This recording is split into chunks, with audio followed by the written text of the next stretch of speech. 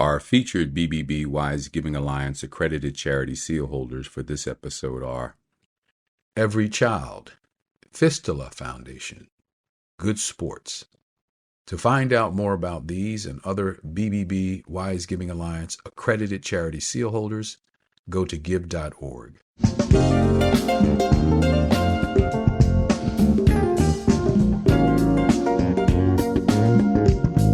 You're listening to the Heart of Giving podcast with Art Taylor, powered by bbbgive.org. Here we explore the motivations that form the basis of giving and service. We inspire generosity and celebrate the transformative effects that giving and service have on the human spirit and on community.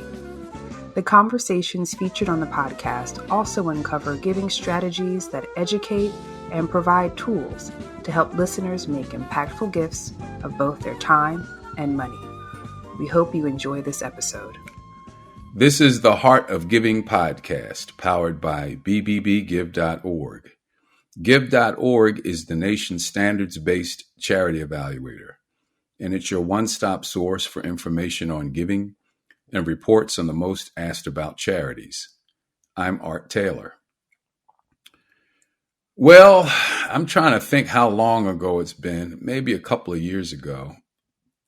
I did an episode with two amazing people, and I'll tell you how it came about.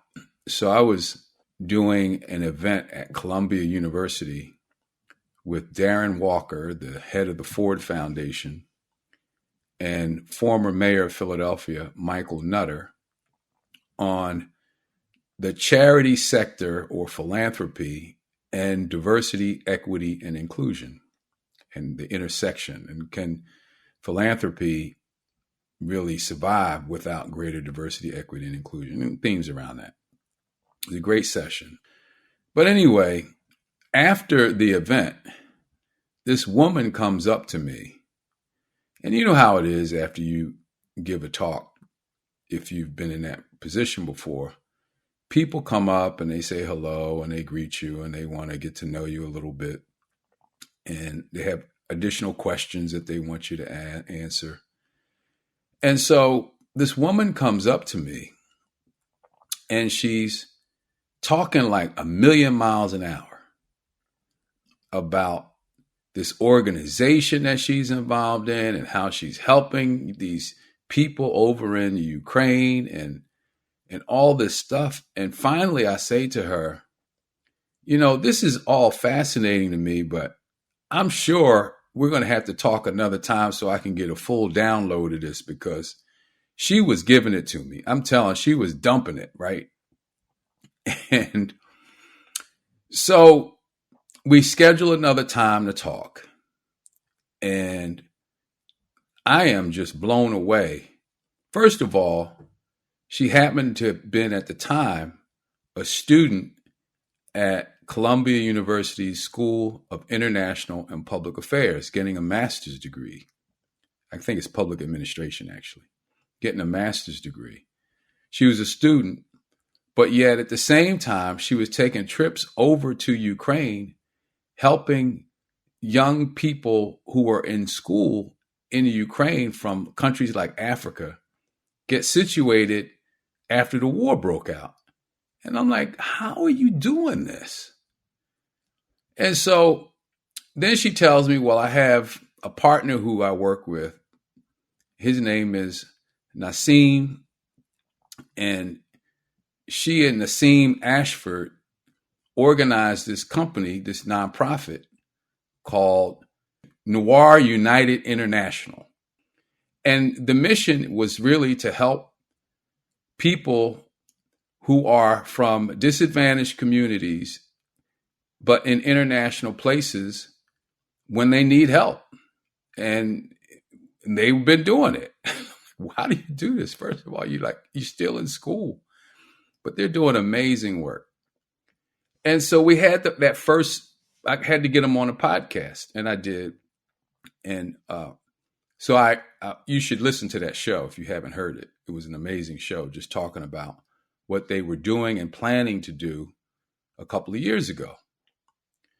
So now we have them back. Nassim, Ashford, and Macire Airbot are both here. And there's a lot that's happened since the last time we talked to them. One thing is that they have gotten married, which is kind of a cool thing, you know. The second thing is they both graduated from graduate school. Nassim graduated with a master's degree in public health from Yale University, and Macire got her degree at Columbia from SEPA. And so they did all that, and they told me at the time, you know, we have some footage of information that we've been capturing from the trips that we've made over there. And, you know, we'd like to put together a little video of it. So I said, you know, you should check out my guy, Thad Housley, who is the engineer for these podcasts, and he can probably help you. So little to my knowledge, they've been working behind my back to put this thing together. And Thad told me that it's something like, I don't know how much, we'll find out. Anyway, let me stop talking. Welcome back, you two. What's going on? Tell me what's happening with you. Nassim, what's going on? I'm doing good. I'm glad to be back. We're glad to be back. Like you said, so much has happened in the last year plus since the last time we were able to be on the show. And just we're happy to be here. Thinking about everything that we've been able to do so far. It's only when you're able to talk to others and share your story and give updates that you really understand your impact and what all you've been able to accomplish. And that's how Macire and I feel. When we first started off on the journey of creating this documentary, we didn't really know where to start. We just had an idea. Macire and I traveled back and forth to Europe 8 times, more than 8 times now, actually. But at that point, 8 times, recording and documenting stories of African and other third country nationals who were fleeing the war from Ukraine. And for us, we just wanted to not only showcase what was happening, but give people an opportunity to speak for themselves and to let their voices be heard so that others can understand how this situation not only impacted Ukrainian nationals, but others who are living in the country as well. All in an effort for us to promote this idea that we've been talking about and interacting with other humanitarian organizations with, but the idea of humanitarian equity, ensuring that different crises around the world, different disasters, both man-made and natural happen. We must make sure that the resources are distributed equitably amongst community members. And we have to ensure that people are protected so that as they continue to move on with their lives, they'll have some form of resiliency so that they can continue to build and be a functioning human being. And so the docu-series that we've created essentially is a combination of all of that. We try to spotlight on different individuals through different lenses to not only showcase their story, but to shed light onto what actually happened throughout this entire war. Wow. So, Macire, have the stories helped us better understand the extent to which that aid is being distributed equitably or not? Well, first, thank you, Art, for bringing us back here. I think to answer your question about what these stories entail, the stories, they definitely showcase the experiences of students, starting from when they first learned about the war, from how they started their escape plan to leave Ukraine. And it goes on to showcase the journey that they had once they finally left Ukraine and went to Europe, throughout the rest of Europe, in Poland and Germany and Hungary and France. And I think what you'll learn from these stories is that there is definitely an injustice that's happening. And when you think about the different policies in place, how immigrants or migrants have been treated in Europe, and how that has been impacting the way that people are able to access resources, social services, different kinds of support that was available or made available to Ukrainian nationals and not necessarily other Black and Brown refugees who have been displaced from war. It just goes to show and goes to highlight how it's important for us to be centering these stories and centering these experiences. And there's definitely a great need that's still there, a great need for access to education, which was the number one priority for many of these students. If you recall, many of them were in Ukraine studying to get their master's degree, studying to get their doctorate degree, studying to get to become doctors, lawyers, things like that. And that's still a dream that should still be in reach for them, but it's difficult because of the different systemic barriers that are in place and because of the categorization of them being third country nationals in Europe rather than being considered refugees. So, what's it mean to be a third country national, Nassim? I mean, from what you told me before, and I don't know if it's still the case, some of them had trouble going back to their country of origin because they were told not to leave in the first place. And by leaving, they sort of lost out on the right and ability to come back. Is that still true? So what is the true penalty and the risk that they had to endure leaving their country to seek education somewhere else? So I would just start off by saying everyone's situation is different. And the more we interacted with different individuals, we learned and understood how complex this situation is. Legally, uh, third country nationals defines a person who is not a Ukrainian citizen. So to put it in context here, that could be someone who is on a worker's visa, someone who's on a student visa, someone who's visiting the country temporarily. So anyone who does not have their permanent Ukrainian citizenship. And so because there were so many people who were living in the country of Ukraine when the war first started, each of them, living in Ukraine, depending on how long they lived there, we've interacted with people who lived in Ukraine anywhere from a few months to 20 plus years living in Ukraine with these different statuses that define their legal situation within the country. And so when you look at, the risk for them leaving the country initially, there were many different forms of communication that were going around. And I would say that from what we heard from the students directly was that because of the uncertainty of the countries knowing whether or not Russia was actually going to invade the country, the country's representatives, as well as the school representatives, told the students, you don't have anything to worry about. It's okay. Keep going to classes, pay your tuition fees, which is another issue that we continue to see over and over again. But they tried to give them the feeling that everything was normal and that it was going to be okay. However, we know that that was not the case, as originally when people were trying to leave the country, it was difficult for them to access the forms of transportation that were available to everyone inside the country, being the buses and the trains. People faced discrimination while trying to leave there, as well as once they got to the borders, they were segregated at the borders between whether or not they were Ukrainian or whether or not they were a third country national. So this third country national status actually had real world impacts on individuals as they were trying to navigate this situation.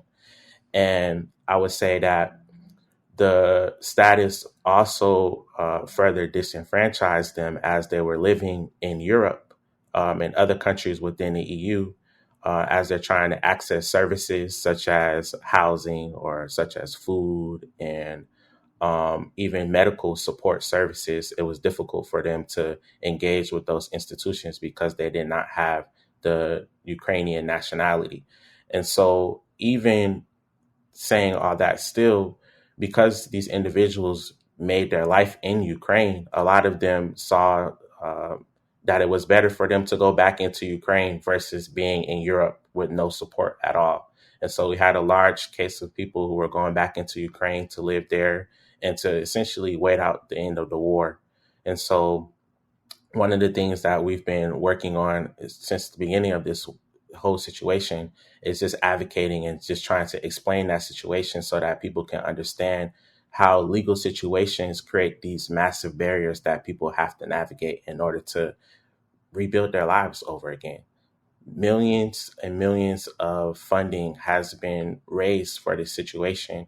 And for the people on the ground, those who are the individuals that may not have had access to those fundings or to those resources, they're now still in the same situation, given the fact that they've already put up so many resources personally, family resources, in order to move to the country. And now since leaving the country, they've essentially been left with no support. So, Macire, help me understand and our listeners understand, why would someone leave their country to get an education in Ukraine? Because it's not going to be intuitive to everyone to understand the nature of what drives that, right? So tell us about why people do it. It's not strictly based on academic reasons, right? It's based on a whole host of reasons. And when they do it, I guess the big question is, once they do it, what do they give up? So the reason many people leave their home country to go to Ukraine is, one, it's economic. It can be based on safety, and it's just about the lack of opportunity within their own home country.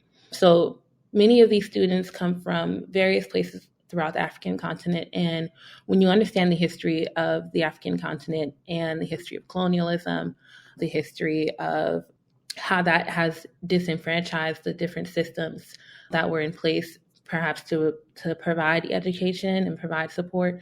That is one of the reasons why many students seek educational opportunities outside of the continent. And the legacy of people leaving the continent and going to Ukraine, it dates back to the Soviet Union. Back during the Soviet Union, when they were trying to increase their influence on the continent, one of the key things was to provide education to students, and that was providing scholarships for them to study and perhaps return back to their home country or remain there in the Soviet Union to contribute to that economy as well. So the option of being able to pursue your education in another country was always something that was attractive to young students on the continent, because if you don't have electricity, you're not able to do your homework assignments. If you don't have enough school fees, you won't be able to pay for a quality education. And so going to school in Ukraine was much more affordable for many students in comparison to going to the United States or going to the UK or other places in Europe. And I think that it's important for us to recognize this context, because many of these students don't just leave for fun or leave because they want to experience a new thing, like how many of us in the United States may go to study abroad somewhere. People are doing this out of a sake of for their livelihoods, for their families. I remember one of the stories that I had heard when we were there. One of the students that we worked with told me about how he had sold everything so that he could go to Ukraine, so that he could study and pursue his education. And he left about 7 siblings and his mother and father back in their home country, in Guinea, actually. And they were all depending on him. They were all depending on him to fulfill his educational goals and desires, get a job, and come back and use that income to support their family and perhaps support his siblings in getting an education. So everything is like a ripple effect. It is people depend on one another to support their livelihoods. And when you remove the access to education, you're removing people's livelihoods and their ability to contribute economically to their families, contribute economically to their communities, and to the country overall. And so when you speak to many of these students, they'll say, well, my goal was to get my degree, come back and build something in my community, because I have so many friends, so many family members who have so much potential, but they don't have the ability to tap into that potential because of lack of opportunity on the continent. So the next question for me is, what happens to them? So they're in Ukraine. Are they still going to school? What's the situation for many of them right now, Macire? Right now, many of them are, you may have a case of some students who have been able to continue school in Ukraine, so they might be doing online school. We work with a group of over 500 students who were in Poland who were able to transfer to a satellite school, that campus that they had, that was the Kyiv Medical University. They had a campus in Katowice, Poland. So many of them were able to continue their education there. And some others have been fortunate enough to transfer to a university in Spain or in Portugal, in Germany. And so there are different cases of where people have been able to find solutions to the challenges that they're facing. But what I will say is that for the majority of people, because of that legal barrier, because they are not able to receive temporary protection, which would allow them to be legally in the country for perhaps 2 to 3 years, then you don't have access to that. You aren't really able to plan for your life. So that causes challenges with accessing education, getting a job, accessing employment, and just meeting your needs in general. So for some students, they are reliant on either the community of support around them, grassroots organizations that have emerged to support these students. And these are grassroots organizations that we have also been able to work with through our own network that we developed there. And also through the support of NoirUnited, we've been able to support people who needed to cover their rent, needed to cover their semester school fees, different community support that has been there for them. But for the most part, students have been on their own trying to figure out how best to accommodate this situation. So, Nassim, what's it mean to be on your own? So, are they able to work in if they're in Poland or Ukraine? How are they making a living? If let's assume they're not in school. Assuming if you're in school, you got, at least by American standards, some degree of security with housing and money to cover your tuition and maybe some money to deal with meals and that kind of thing. At least here, is it the same there? What's going on? And for those who aren't able to stay in school, what's going on with them? Because they're not there on that kind of program, right? Mhm.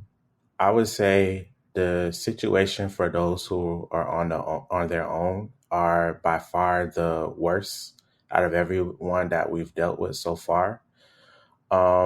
First, I would say just thinking about the average standard of living, where you know where you're sleeping, you know you have something to eat, you you wake up every day and you have a place that's safe.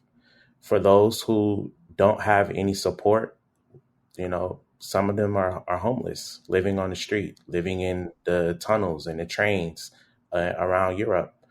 There's even situations where people reach out to us and they're obviously in desperate need. They have no food, and they said that they only eaten things like bread and cheese for the last month or so. And so when we come across situations like this, we try our best to assist them. We have received funding in the past through grants. And so the grants have helped us to provide support to them. But once the grants ran out, now we're also in situations where we may have to tell someone, oh, we can't help you, or we don't have enough funding available to support you. And we try our best to support them. Especially those who are in very critical situations. We have a few students that have been hospitalized throughout this entire process, and those who are in more critical situations, we try to communicate with them more closely and work with them more closely. Outside of the grants, Macire and I even give some of our own money to help them when we can.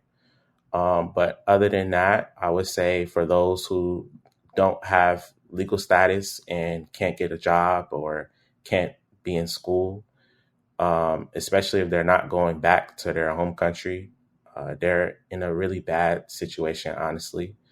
Um, for those who are able to get legal residency in the country that they're in, some jobs range from not even stable jobs, like getting paid under the table, working in a bookstore, working in a restaurant, or ranging to factory jobs. So we had a few students that were working in chicken processing facilities in Germany, working in Tesla factory plants, building Tesla cars in Germany. Either some of the students are very entrepreneurial. They've started their own businesses. So we have students that are, women braiding hair or starting restaurant businesses, and or some students even try to help with the exchange of money, to sending money back home to others, family members, and things like that. So I would say that the situation really ranges from individual to individual. However, without the necessary support, I mean, there are situations, especially over the last 2 years, we've seen it personally, it has not improved that much. And we talk to them pretty much still on a weekly to daily basis for some individuals, and their situations are pretty much the same. Wow. Macire, I want to just ask you again. I mean, we talked a little bit about this when we talked the first time, but why did you all get into this? I mean, you're just starting out your lives, your careers, really. I mean, you could be doing a lot of different things. What was it that drove you to get involved in this? I know you and Nassim have known each other since high school. Clearly, this couldn't have been your plan. What's going on? How did this happen for you? What was it about this situation that sparked such a need in you to respond? Well, Art, I honestly love that question because it's an opportunity for me to also take the time to reflect on my why and why I decided to dedicate 2 years of my life to supporting students from Ukraine. And I think that the reason we got into this is because, I mean, one, Noir United, it was started back in 2020. It was during the global Black Lives Matter movement. And we were inspired by the fact that there was communities around the world were coming together to advocate for equity and advocate for justice for Black people, not only in the United States, but all across the globe. And when you're founded with that kind of inspiration, and you're also a student and you're going to Ivy League universities where you're meeting all these different actors and stakeholders, people at the UN, people at the World Bank, people at all these different prestigious institutions, you think to yourself, how can you utilize your environment around you, the resources around you, to impact those who are less fortunate than you? And also thinking about it within the context of your identity. I'm a Black person. I'm African, and Nassim is a Black person. He's also Jamaican. And when you think about your identities and how you situate within the international system, within international affairs, global development, like what your role is there. I mean, your role is really to center your own experiences, the experiences of your community and the experiences that you can resonate with. So I think when we were at Columbia and at Yale as students, we identified with them because we were also students. We identified with them because we were also Black. And we identify with them because we also experience racism, whether that be microaggressions, in the day-to-day actions, or the impact of the systemic racism that impacts your own life in ways that you may not necessarily be able to see. And when we saw this situation happening in Ukraine and having to reckon with the fact that even in the midst of war, your skin color can impact the way you're treated in your own access to safety. And that happening within modern day in 2022, I think that was something that we all had to sit down and grapple with. And when you see a situation like that, what do you do? Do you just write a letter and condemn it, or do you take action and see how you can impact, people all around you? And I think that was an opportunity for us to show that we as students, we may not necessarily have all the money in the world, but we as capable, smart students can actually make a difference in the lives of people around the world, and actually use our voices and use our ability to support a population that would have otherwise been forgotten and never been, considered within the whole context of the whole story of the Ukraine crisis.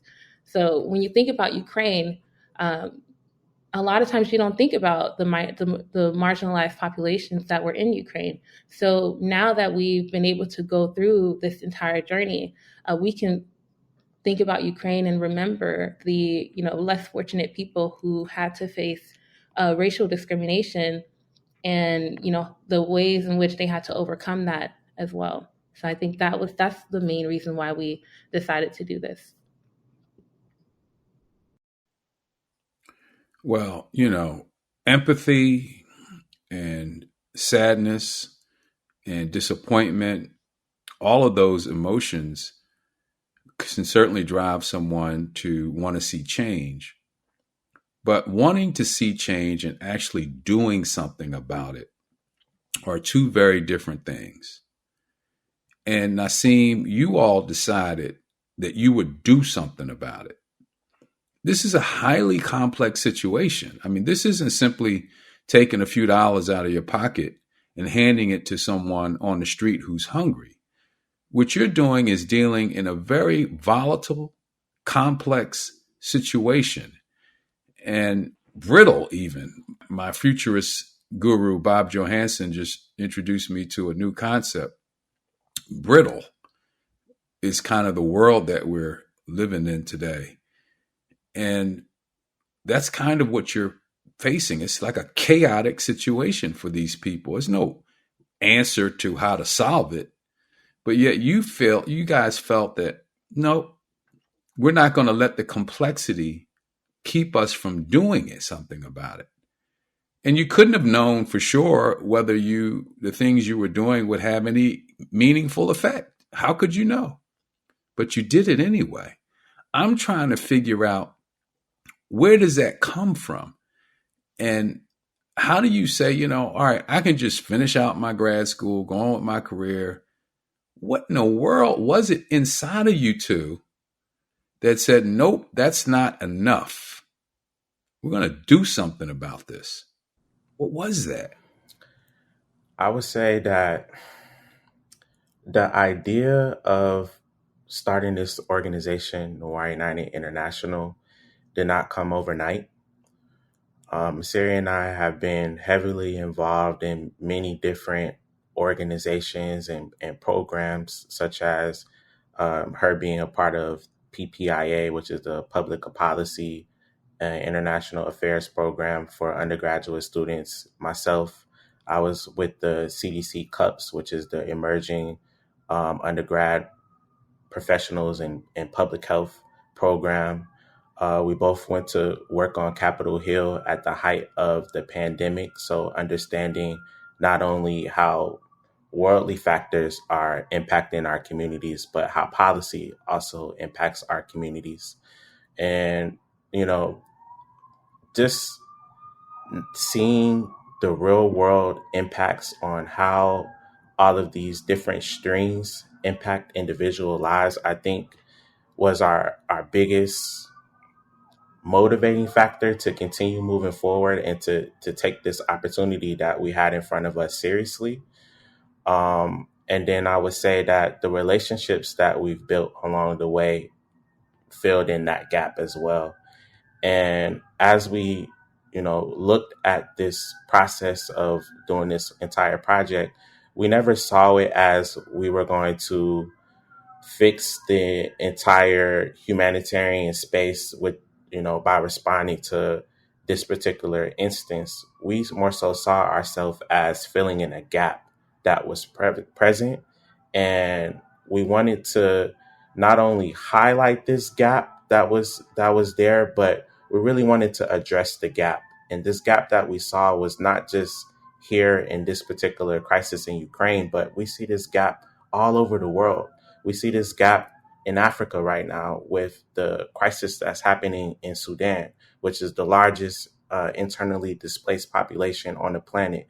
It has the largest hunger population of people who are at risk of hunger on the planet. We have issues of what's happening in the Congo, where people are working in mines and don't have workers' rights and protection, and their livelihoods are being taken away from them as their country's resources are being extracted. All of these issues that we see, um, it's not just one person that can just come in and say, hey, I found the solution. We can put everything down now. We can keep it moving.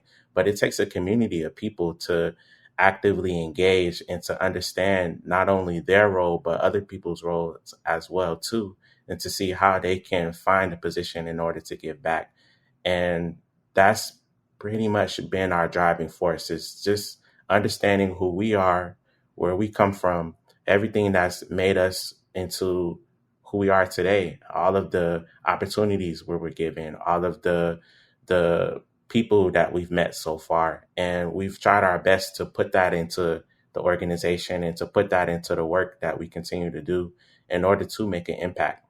And so I was just in saying that even though the challenges that are here that need to be addressed seem so big, it's in itself is not really as big when there's multiple different organizations and multiple different people working on a different aspect of it. And collectively, the work that's being done, that's the real impact. It's the collective work in the end. And so we view ourselves as a part of the collective in making that change. Very good. Macire, what do you hope the documentary will achieve?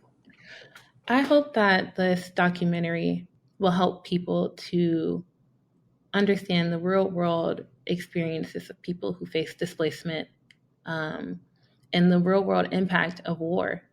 A lot of times, people are displaced by natural disasters, which we can't control. But war is something that impacts people in a very devastating way. And it's very hard for people to heal from that. The episodes that we have, they focus on the impact of the war on education, the impact of the war on women, the impact of the war on advocacy efforts, and how people have had to go through different hurdles and hoops to try and reestablish themselves, to try and, maintain the dignity and self-respect that they have for themselves, to try and, make sure that they can be mentally strong enough to keep going. And rather than letting their circumstances stop them from achieving their dreams. I want people to see that, we have a lot of commonalities, despite us being in different locations. And I think that was one of the key things that I took away from, the docu-series, and also from my own personal journey. Meeting people who were from all different kinds of nationalities across the continent, and, just seeing that they are similar to me in ways that I would have never even thought of before meeting them. We listen to the same kind of music, or we like debating about the same types of topics. We're interested in similar kind of things, and we're, also have this goal of trying to better ourselves and better our communities. These are universal things that we can all align ourselves with, and we can all, identify with. And I think that the last thing that I would want people to take away from this is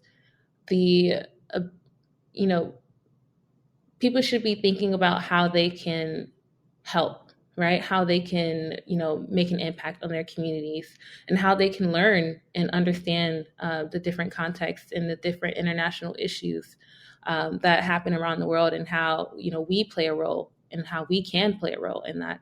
And so I think that, those are the key things that I think people should take away from it. And, there's so much more that we can learn from one another and understand from one another, just by taking the time to listen to people's stories and experiences, and understand that. Well, we're out of time, but I want to give you the last word here, Nassim, today. and just ask, what do you hope others will do when they see the documentary? I think the first thing that we will want people to do is to reflect.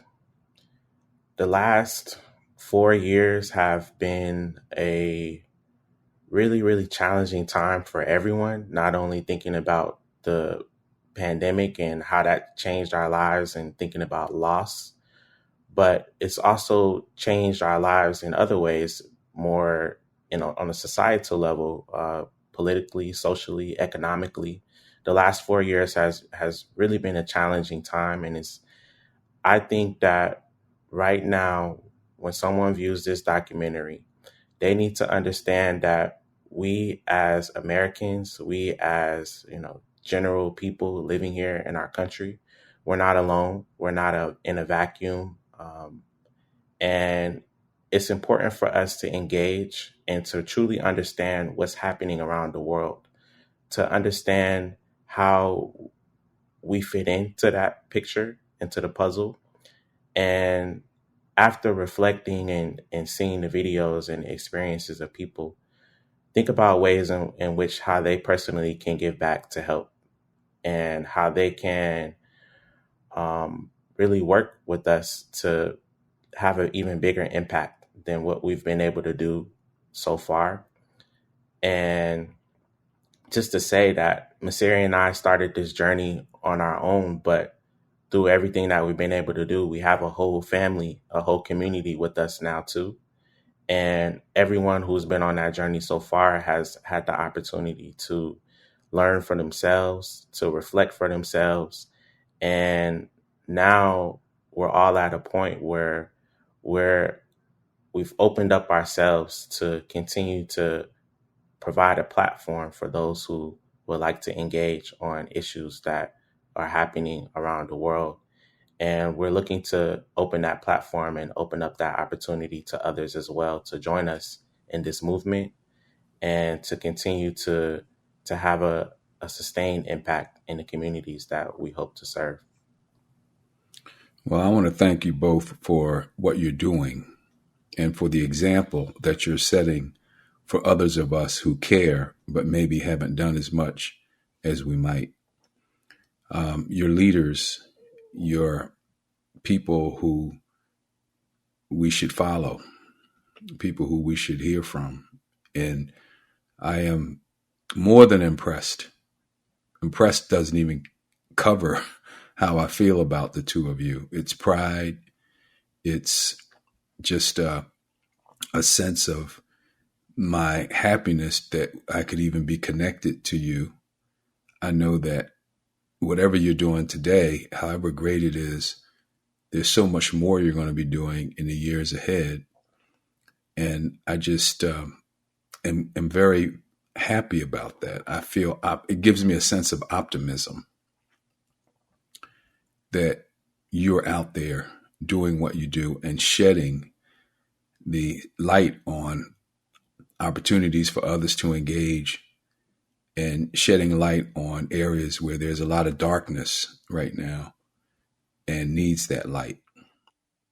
So you've been listening to Nassim Ashford and Macire Airbot, and they are the co-founders of NoirUnited International, and their website is NoirUnited.org. And on May 25th, which is World Africa Day, their docu-series will premiere.